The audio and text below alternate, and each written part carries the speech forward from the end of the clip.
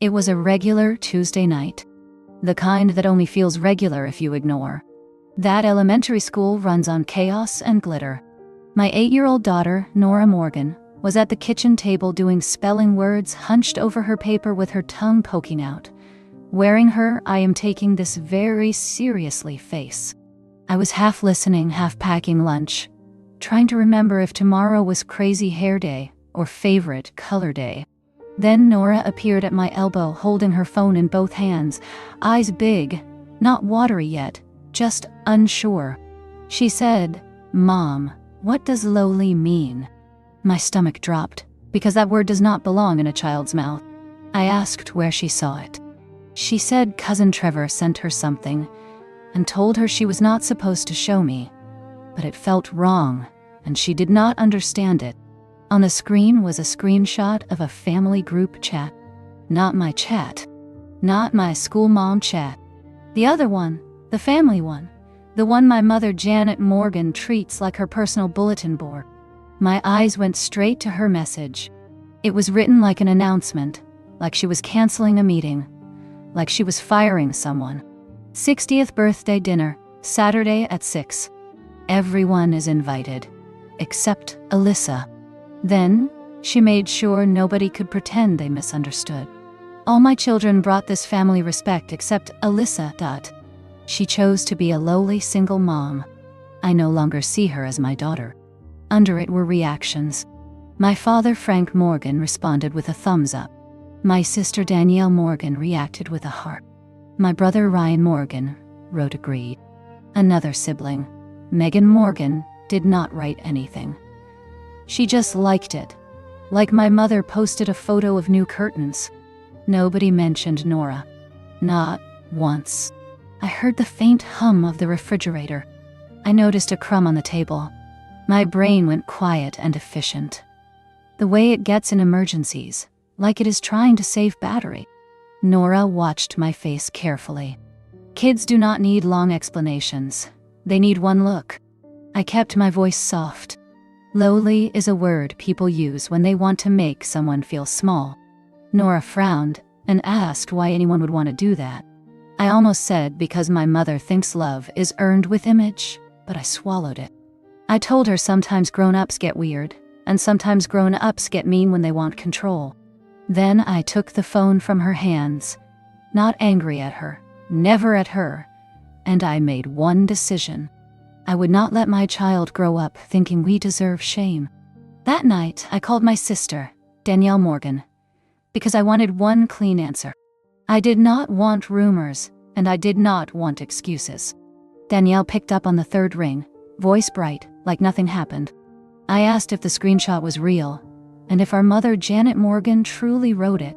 Danielle sighed and said, "Mom is upset. You know how she is." I asked again, "Yes or no?" Danielle said yes, and then she added that Janet was right, because a single mother makes the family look bad. My chest went cold, and my hands stopped shaking.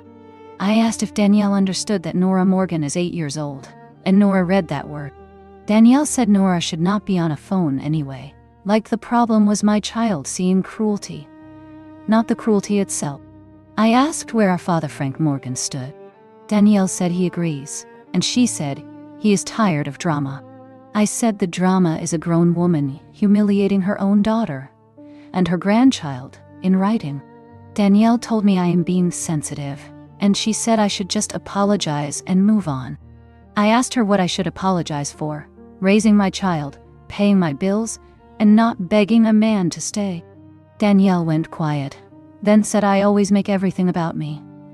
I told her no, this time I am making it about Nora, because Nora is watching what I tolerate.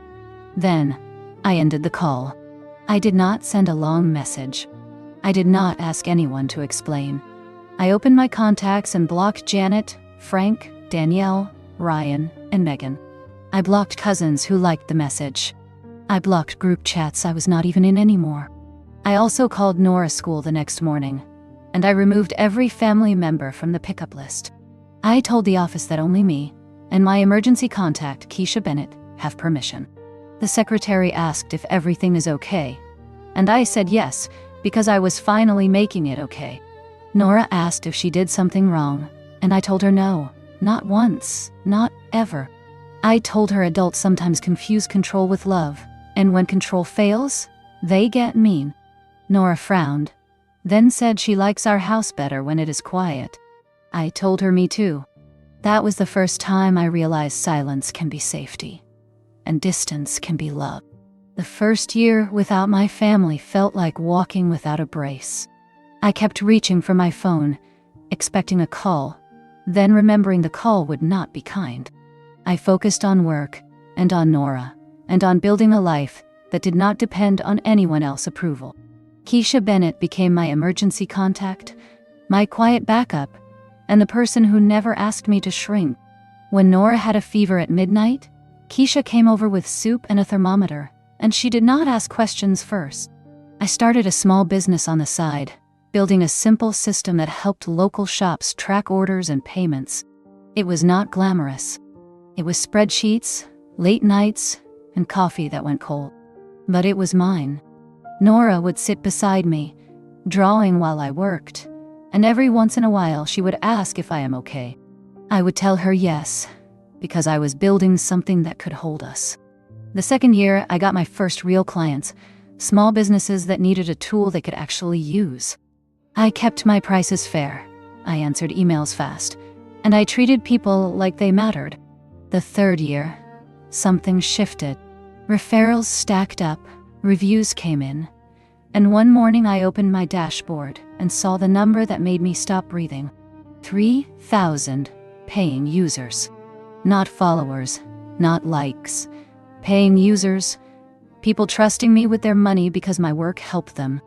I sat at the kitchen table and cried, quietly, because it was proof that my family was wrong about my worth. Nora saw me and asked if it was good tears. I told her yes, the kind that shows you made it through. Nora hugged me and said our house feels calm, like nobody is waiting to yell. That sentence mattered more than any milestone. I did not become successful to punish anyone. I became steady to protect my child. And I learned something simple. When people disown you for image, they were never loving you, they were managing you. The first contact came as a message that pretended nothing happened. A number I recognized as my mother Janet Morgan wrote, "We need to talk." No apology, no accountability, just a demand shaped like concern. I did not reply. Then my father, Frank Morgan, called Keisha Bennett, because he could not reach me, and he asked her to tell me to be reasonable. Keisha told him she does not carry messages for people who bully children. Then she hung up. A week later, Nora showed me her phone, face tense, and she said someone messaged her. It was my sister, Danielle Morgan, writing to an 8-year-old like my child was a shortcut. Danielle wrote that family misses you, and that you should tell your mother to stop being stubborn. Nora asked if she should answer. I told her no, and I told her she did the right thing by showing me. I blocked the number on Nora's device, and I took screenshots for a record. That is when I understood they were not trying to repair. They were trying to regain access. A month later, I got an email that changed the temperature of everything. I had been nominated for a local business award, and I was invited to a ceremony with a stage, cameras, and a room full of people. Keisha asked if I think my family will show up. I said they will, because attention is their favorite currency. I called the event organizer, Hannah Pierce, and I told her I have a safety concern. I sent her the screenshots, including the group chat message that disowned me. Hannah replied within minutes, professional and firm. She said she will flag the names, and security will keep them away from the family section. That night, Nora asked if people will laugh at us. I told her no, and I told her if anyone tries, we leave. Then I told her something I needed her to hear. We do not chase rooms that hate us, and we do not apologize for being a family. The night of the award ceremony, Nora Morgan held my hand in the parking lot, and I could feel her squeezing just a little too hard. The venue lobby smelled like fresh flowers and rented confidence. People wore suits, dresses, name tags, and bright smiles that hide nerves. Keisha Bennett walked beside us like a calm shield, because she understood that support is not a speech, it is presence. At the check-in table, event director Hannah Pierce greeted me warmly, then her eyes shifted past my shoulder. She leaned in slightly and told me security had already spotted a group trying to enter through the side door. She said they claimed they were family and should be seated in the family section. I did not need her to describe them. I knew. Hannah asked if I wanted them removed immediately. I said yes, because I promised Nora we would not let strangers wearing our last name reach her. We walked into the hall anyway, and I saw them near the corridor, Janet Morgan in a cream blazer, Frank Morgan beside her, Danielle Morgan adjusting her hair like she was preparing for photos. Ryan Morgan stood behind them with a smirk that looked practiced. They were not there to celebrate me. They were there to attach themselves to me and to take credit in public. Security stepped in, firm and polite, and asked them to leave. Janet raised her voice, saying I am her daughter, and she has every right to be here. Hannah Pierce stood near the doorway and said rights do not include ignoring harassment evidence. Janet tried to pivot, acting wounded, saying she only wants reconciliation. I watched Nora's face tighten, and I moved her behind my body. Not dramatic, just protective. Danielle tried to wave at Nora like nothing happened. Nora did not wave back. She stared at the floor and pressed closer to me. Security guided them out, and the hall swallowed the noise. Keisha squeezed my shoulder once, and we kept walking. When we reached our seats, Nora whispered that her stomach hurt. I told her it is a normal feeling when people try to scare you, and it will pass. She nodded, and she breathed slowly with me. The ceremony began, and lights dimmed, and the host told jokes. But my heart stayed alert, because the hardest part is not removing them from the building. The hardest part is removing them from the story they think they own. When they called my name, the room clapped, and my legs felt light and heavy at the same time. I walked to the stage, accepted the award, and faced the microphone. I could see Nora Morgan in the second row, eyes wide, chin lifted, trying to be brave. I could also see the empty seats in the family section where my relatives wanted to sit, and that emptiness felt like justice. The host asked if I wanted to thank anyone. I said yes, and my voice stayed steady. I thanked my team, my clients, and the small businesses that trusted me. Then I thanked my daughter, because she's the reason I did not quit on the bad days. I said I am a single mother, and I said it clearly, like it was a title I earned, not a flaw I should hide. I heard a few people murmur supportively, and I saw Nora's shoulders loosen. Then I did something I did not plan to do until the last second. I told the room that 3 years ago, my family disowned me for being a single mother. I said they wrote it in a group chat, and then removed me like I was shame. The room quieted in a way that felt respectful, not nosy, just present. I did not name names. I did not ask for pity.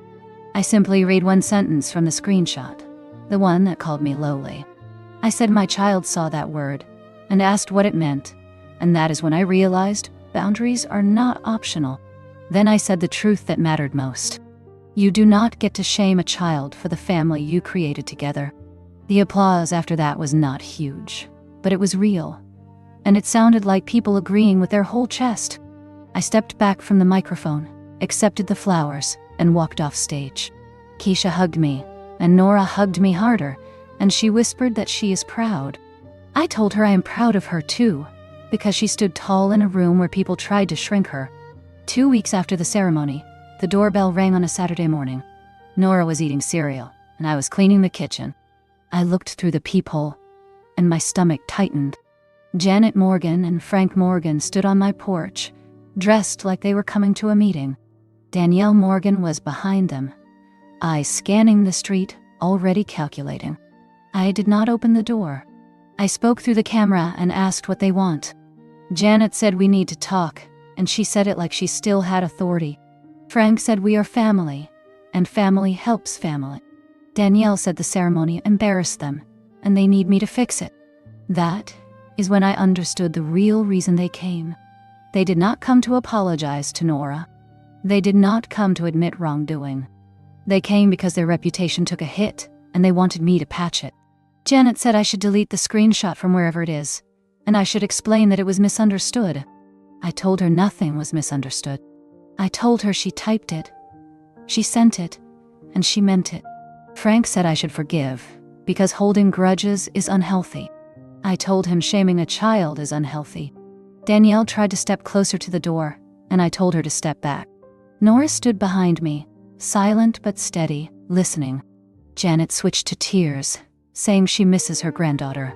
I told her she did not mention her granddaughter when she disowned me. I told her she does not get access now because she wants a photo and a story. Frank asked if I want them to suffer. I told him I want them to leave. Then I said the sentence that ended it. I said, if you want a relationship, start with an apology to the child you harmed and accept my boundaries. Janet stopped crying instantly, like a switch. She said I am being difficult, and she said I always were. I did not argue. I told them to leave my property, and I ended the call on the camera feed. Nora asked if we are safe. I told her yes, and I locked the door, not because I was afraid, but because I was done. After they left my porch, I thought the message was clear. I was wrong, because people who crave control rarely accept a closed door. 2 days later, Nora Morgan came home from school quieter than usual. She held her backpack straps tight and said Aunt Danielle messaged her again. Danielle Morgan used a new number, and she wrote to my 8-year-old like they were friends. She said she misses Nora, and she said Grandma Janet Morgan is heartbroken. Then she added a line that made my skin go cold. She wrote that Nora should talk to her mother, because I am being stubborn and families do not abandon each other. That is how manipulation works. It uses soft words to move a child. I took screenshots, forwarded them to event director Hannah Pierce and to my lawyer contact. Then I blocked the number on Nora's device. I also asked the school office to note that no family members have permission to contact Nora, and any attempt should be documented. Nora asked if she did something wrong by reading the message. I told her no, and I thanked her for telling me. I told her that adults are responsible for their feelings, and kids do not carry adult guilt. That night, Keisha Bennett came over, and we sat at the kitchen table while Nora colored. Keisha said, "The pattern is clear. They want access, not repair. They want a story they can tell other people, not a relationship that respects a child." We decided on one more boundary. We would not respond to any message that did not begin with a real apology. And we would document everything. The next weekend, a gift bag appeared on my doorstep. No note, just a stuffed animal and a card with heart. Nora saw it and asked if she can keep it. I told her we do not accept gifts from people who ignore boundaries because gifts can be hooks. We donated it, and Nora looked sad for a minute. Then she said, okay. Watching her choose safety over a toy made me proud and angry at the same time. She should not have to learn this lesson at 8, but I will not let her learn it by getting hurt again. The next wave came through, extended family. Cousins I have not seen in years began sending messages about forgiveness and tradition. One aunt wrote that Janet Morgan is old, and I should give her grace.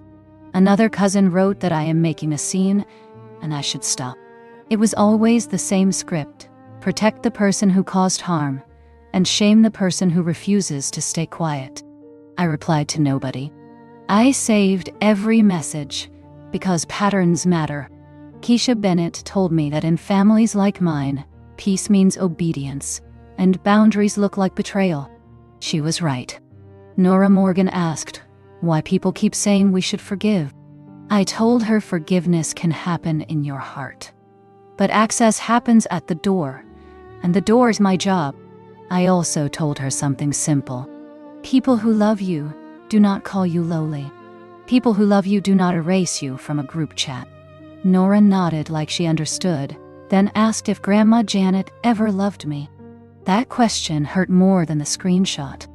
I told her my mother loves the version of me that makes her look good, and that is not the same as loving me. Nora sat quietly for a long time. Then she said she likes our quiet life. The following week, Danielle Morgan posted online about family values. and she hinted that I am cruel. Ryan Morgan shared it, and Frank Morgan liked it, as if likes could rewrite history. I did not respond publicly, because I do not argue with people who need a villain. Instead, I sent one final email to Danielle and Janet, short and clear. I said, "Stop contacting my child." I said any further contact will be treated as harassment and documented. I said if they want any path back, it starts with a direct apology to Nora and a full acknowledgement of what they wrote. No excuses, no gaslighting, no blaming. I did not receive a reply. Silence is also a reply. One evening, months later, Nora Morgan brought her school journal to the couch and asked for help with a prompt. It said, "Write about a time you felt proud of your family." Nora looked at me and asked what family means. I told her family means the people who keep you safe, the people who tell you the truth, and the people who do not punish you for existing. Nora thought about it. Then she wrote about our house. She wrote about movie nights and pancakes and the way I always show up. She wrote about Keisha Bennett picking her up from school when I work late and how Keisha makes her feel protected. Nora looked up and asked if it is okay that her proud family is small. I told her yes, and I told her small does not mean lowly. It means intentional. That night I realized the group chat did not only try to shame me, it tried to teach my child that she should feel embarrassed by her own home. That is why I will never reopen that door without accountability. It is not revenge. It is protection. People think boundaries are dramatic because boundaries expose what they were getting away with. The next day I printed the screenshot again, not to stare at it, but to file it.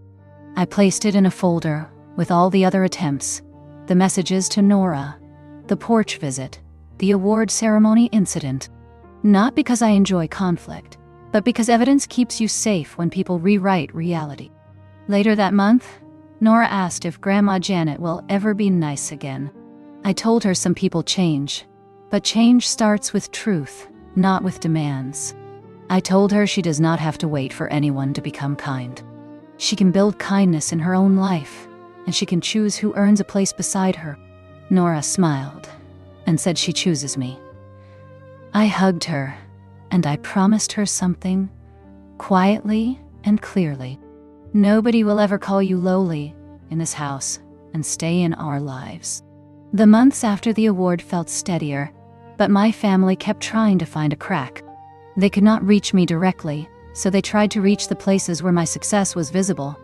A local business magazine invited me to a small panel, and I agreed because the topic was mentoring women founders. Nora Morgan came with Keisha Bennett, sitting in the back with snacks and a notebook, proud and quiet. Before the event started, event director Hannah Pierce texted me that security flagged familiar names again. Janet Morgan, Frank Morgan, Danielle Morgan, and Ryan Morgan had tried to enter through the side entrance, saying they were family and needed to sit near the stage. Hannah asked if I wanted them removed or relocated. I said, removed. I was not sharing space with people who tried to shame my child. Security stopped them in the lobby, calm but firm. Janet raised her voice and demanded to speak to me, claiming I owe her respect. Hannah told her that respect is not demanded, it is earned, and this event is private. Danielle tried to cry, then tried to complain about discrimination, then tried to say she only wants a photo with her sister. The staff did not move. The moment passed, and the panel began. I watched Nora's face while I spoke. She looked relaxed, like she knew nobody was coming through the door. That is what safety looks like in a child. Shoulders down, breath even. After the panel, a stranger came up and told me she is also a single mother, and she thanked me for saying it out loud without shame. I smiled, and I realized the point of my story was never to punish my family. The point was to stop my daughter from inheriting their contempt. The next contact came through a letter, handwritten by Janet Morgan, delivered to my mailbox like a final attempt at control. She wrote that the family is suffering, that people are talking, and that my words on stage embarrassed them. She wrote that Frank Morgan lost business opportunities, and Ryan Morgan had issues at work, and Danielle Morgan was being judged.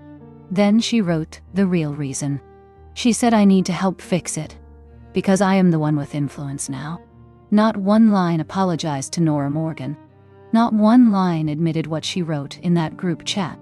It was still about image.